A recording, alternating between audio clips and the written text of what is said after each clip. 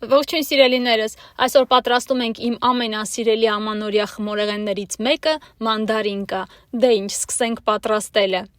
Նախապես 3 միջին չափի մանդարինը այսպես բլենդերով անց ենք կացնում, խյուս պատրաստում, այնուհետև շաքարավազը ավելացնում ենք ձվի վրա եւ հարում այնքան ժամանակ, մինչեւ որ այսպես ծավալը ավելանա։ Այնուհետև ավելացնում ենք սենյակային ջերմաստիճանի կարագը։ Եվ հետո ավելացնում 1 թեյի գդալ հեղուկ վանիլ։ Այստեղ սոդայի վրա ավելացնում ենք քացախ, իմ մոտ խնձորի քացախ է եւ այնուհետև ավելացնում մնացած մասային։ Իդեպ բոլոր բաղադրիչները սենյակային ջերմաստիճանի են։ Հիմա այս խյուսը կավելացնենք մնացած մասային, կարող եք նաև մսաղացով անցկացնել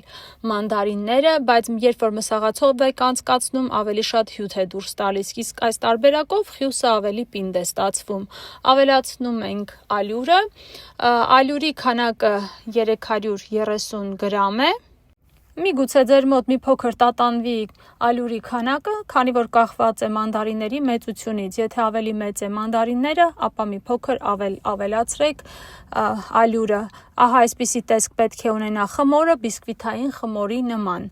Ավելացնում ենք մանրեցված ընկույզը, մի լավ խառնում,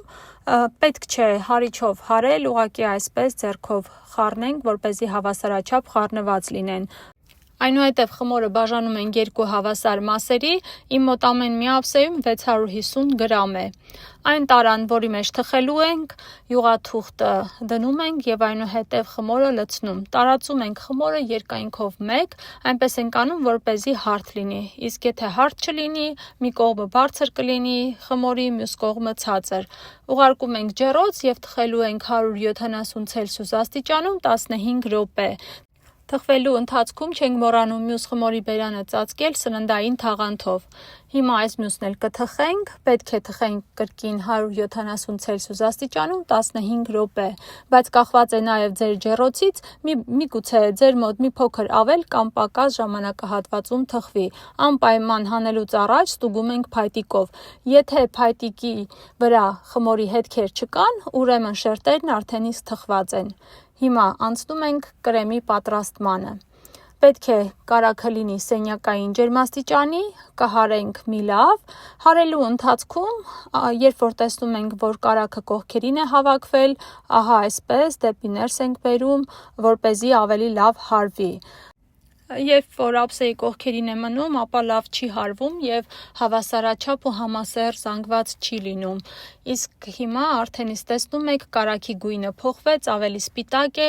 ավելացնում ենք 1 տուփ եփած խտացրած կաթ։ Միանգամից չենք ավելացնում, ապա այսպես գթալ ենք ավելացնում եփած խտացրած կաթ։ Այնուհետև 1 թեյի գթալ վանիլ ենք ավելացնում եւ խմորը կիսում ենք 2 հավասար մասերի։ Մի մասին ավելացնում ենք նախապես 2 մանդարինը բլենդերով անցկացրած, ահա այսպես խյուս պատրաստած եւ այնուհետեւ ավելացնում նաեւ ընկույզ։ Իսկ մյուսին ոչինչ չենք ավելացնում, այնպես թողում ենք ինչպես կա։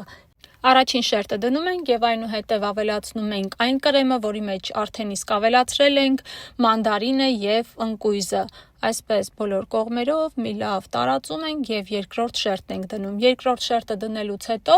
այն կրեմն ենք ավելացնում, որի մեջ ոչինչ չենք ավելացրել, ուղղակի նախնական կիսել էինք այդ կրեմը 2 մասի բաժանել։ Հիմա ավելացնում ենք մանրեցված ընկույզը եւ ահա եւ պատրաստ է մեր հիանալի տորթը։ Նախապես ասեմ, որ կարևոր պայման է, որ բոլոր բաղադրիչները լինեն սենյակային ջերմաստիճանի։ Սիրելիներս, սա այն եզակի տորթերից է, որ կարող եք պատրաստել եւ համտեսել հենց այդ վայրկյանին, որովհետեւ պետք չէ սառնարան դնել, որ փափուկ մնա, հենց հիմա էլ արդեն իսկ փափուկ է, կարող ենք վայելել այս հրաշք տորթը։